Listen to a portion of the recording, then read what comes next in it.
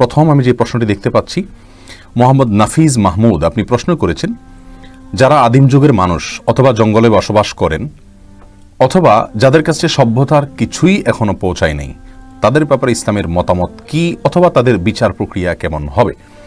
ভাই নাফিজ মাহমুদ, অত্যন্ত গুরুত্বপূর্ণ প্রশ্ন আপনি করেছেন, ধন্যবাদ আপনাকে।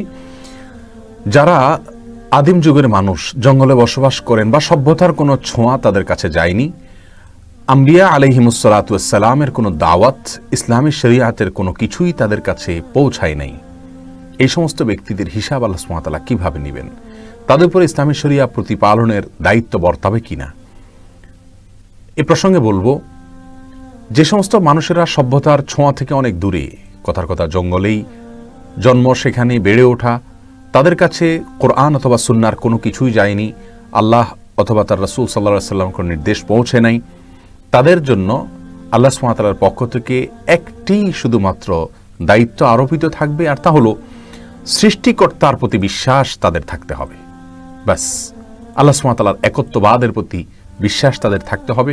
কারণ এই বিশ্বাসের জন্য মানুষের সাধারণ বিবেক এবং সেন্স এটাই যথেষ্ট।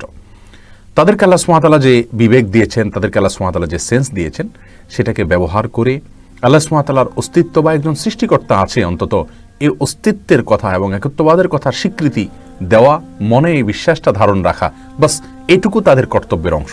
যদি শুধু এটুকু তাদের মধ্যে থেকে থাকে, তাহলে তারা নাজাত পেয়ে যাবে ইনশাআল্লাহ বিদিনিল্লাহ। তাদের জন্য সালাত, সিয়াম, অন্য কোনো বিধিবিধান নাই, কারণ তাদের কাছে সে সমস্ত বিধিবিধানের কোনো নির্দেশ এবং নির্দেশনা তাদের কাছে পৌঁছেনি। এ হলো আদিম যুগের এবং সভ্যতার ছোঁয়া যাদের কাছে পৌঁছায়নি, তার জন্য ইসলামী শরিয়ার দৃষ্টিকোণ।